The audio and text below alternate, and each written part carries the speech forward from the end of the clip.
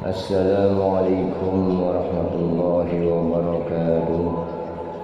Sahabat pendengar dimanapun berada, semoga Allah memberikan kepada kita semua kesehatan, memberikan kepada kita semua keberkahan.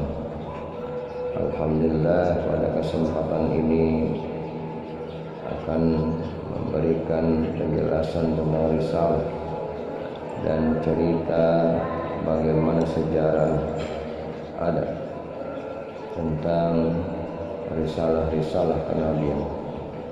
Semoga Allah Subhanahu wa taala membukakan kita pintu taufik dan hidayah. Dan semoga apa yang kita usahakan Allah memberikan kemudahan.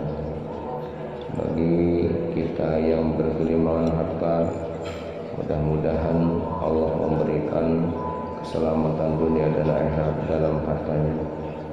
Bagi kita yang sedang sulit, mudah-mudahan Allah meningkatkan dan memberikan harta yang melimpah bagi kita semua. Dan yang paling utama adalah ilmu, iman dan takwa kita kepada Allah Subhanahu wa taala. Sahabat yang dirahmati Allah Subhanahu wa taala, semoga bagi yang mendapat masalah atau yang sedang dalam permasalahan, Allah bukakan dan Allah mudahkan dalam menyelesaikan masalah tersebut. Saudara-saudara ikhwan semuanya yang dirahmati Allah, marilah kita mulai apa yang akan kita bahas tentang risalah. Bismillahirrahmanirrahim. Alhamdulillahirabbil alamin wa ba'du. Yang pertama yaitu risalah kenabian Nabi Adam alaihissalam. Sebelum Nabi Adam diciptakan, Allah menciptakan alam semesta, langit, bumi dan segala isinya, gunung, laut, tumbuhan, hewan, binatang dan matahari sebagai sumber panas dan bulan sebagai penerang malam. Langit dan bumi oleh Allah diciptakan dalam waktu 6 hari atau 6 masa. Sedangkan 1 hari atau 1 masa di sisi Allah sama dengan 1000 tahun menurut perhitungan manusia. Allah Subhanahu wa taala yang Maha Kuasa, apabila menghendaki sesuatu cukup berfirman, kun, jadilah, maka jadilah apa yang diinginkan. Demikianlah kejadian hanya dalam beberapa hari saja. Proses penciptaan alam semesta sudah berarti jutaan tahun bagi manusia. Tidak heran jika ilmuwan menemukan fosil yang usianya jutaan tahun. Sesudah menciptakan langit dan bumi, maka Allah menciptakan makhluk yang bernama malaikat. Malaikat dibuat dari nur atau cahaya. Malaikat diciptakan sebagai makhluk yang tunduk patuh, senantiasa berbakti kepada Allah Subhanahu wa taala. Sama sekali tidak pernah durhaka kepada-Nya. Malaikat tidak mempunyai nafsu, tidak makan dan tidak tidur, tidak melakukan perbuatan dosa, tidak berjenis laki-laki atau perempuan, dan mempunyai alam tersendiri yaitu alam gaib yang tidak dapat dilihat oleh manusia. Jin dan iblis diciptakan dari api yang sangat panas. Ia mempunyai jenis kelamin laki-laki dan perempuan. Jin ada yang patuh dan ada yang ingkar kepada perintah Allah. Jin yang ingkar dan membangkang perintah Allah disebut iblis dan setan. Iblis dan keturunannya adalah makhluk yang sangat durhaka dan jahat. Tidak ada kebaikannya sama sekali. Pekerjaan iblis dan setan adalah menggoda manusia agar tersesat dan jatuh dalam lembah dosa. Permintaan iblis untuk hidup di dunia sampai hari kiamat dikabulkan Allah Subhanahu wa taala. Sebab dahulu iblis adalah makhluk yang pernah patuh kepada Allah. Jadi perpanjangan umur bagi iblis hingga hari kiamat adalah sebagai balasan bagi kebaikannya di masa lalu, sebelum diciptakan Nabi Adam. Setelah Nabi Adam diciptakan oleh Allah, iblis menjadi makhluk pembangkang, maka ia dikutuk oleh Allah dan diusir dari surga. Kelak setelah hari kiamat, iblis dan setan akan dimasukkan ke dalam neraka bersama orang-orang berdosa dan pendosa. Karena itu, iblis dan setan berusaha mencari teman sebanyak-banyak dari kalangan jin dan manusia agar menjadi penghuni neraka. Sesudah langit dan bumi, malaikat dan jin atau iblis diciptakan, maka Allah hendak menciptakan makhluk yang akan diperintah untuk mengelola bumi. Hal itu diutarakan kepada para malaikat.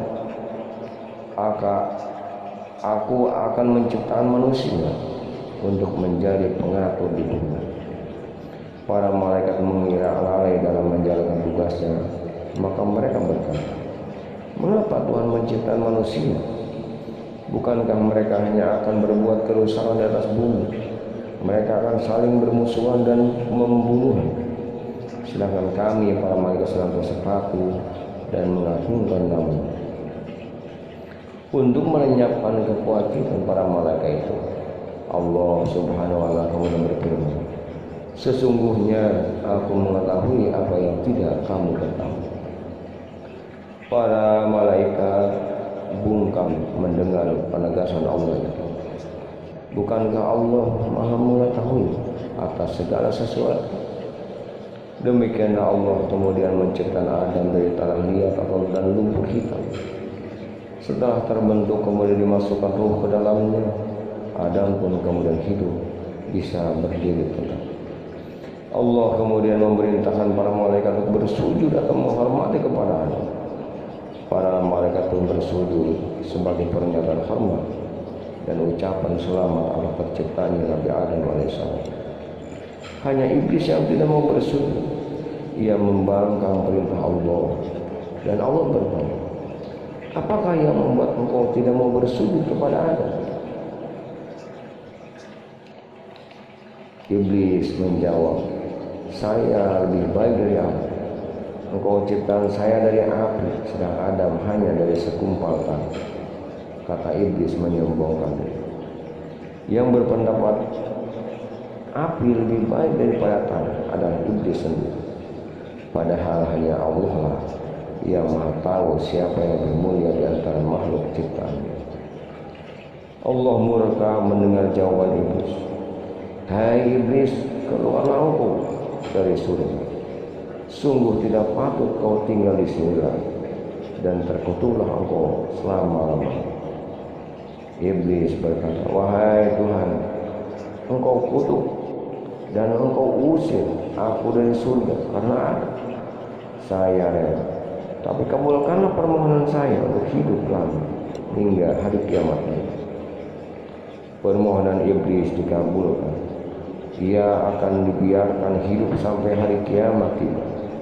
Iblis kemudian bersumpah, ya Tuhan, karena engkau telah menghukum saya sebagai yang tersesat, maka saya akan menghalang-halangi Adam dan keturunannya dari jalannya yang lurus.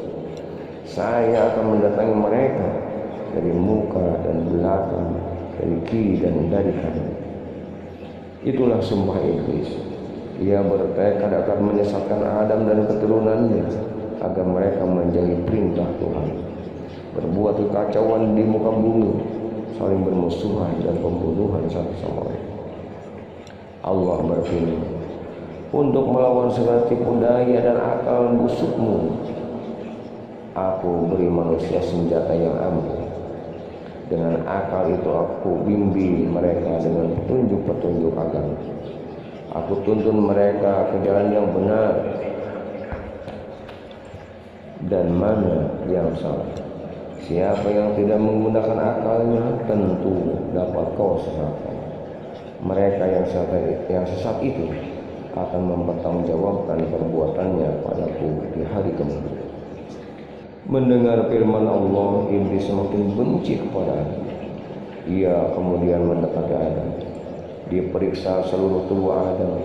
Ia ingin mencari titik kelemahan Adam. Akhirnya dapat ditemukannya, yaitu nafsu.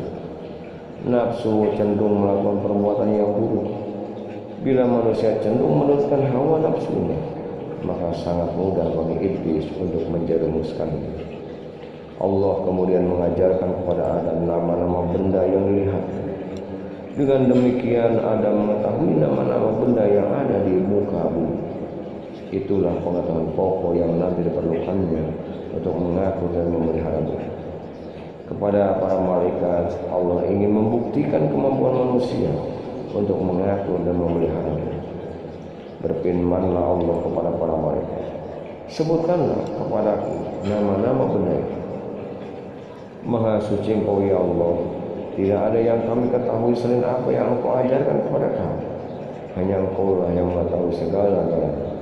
Kata para malaikat dengan penuh takjub. Hai Adam, beritahukanlah kepada malaikat nama benda-benda itu. Firman Allah. Adam kemudian menyebutkan nama benda-benda yang diketahui. Para malaikat kagum, mereka memberi hormat sehormat-hormatnya.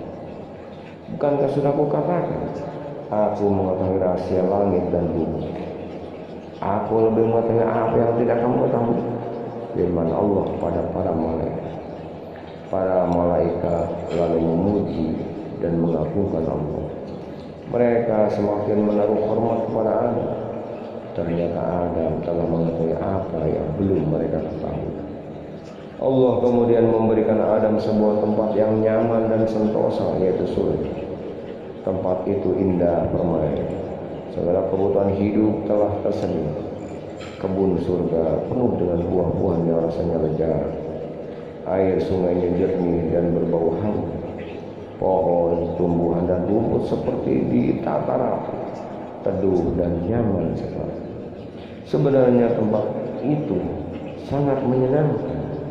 Adam berkeliling menjelajahi kebun-kebun dan taman-taman, tapi ia merasa kesepian karena tidak mempunyai kawan. Wallahu a'lam bishawab.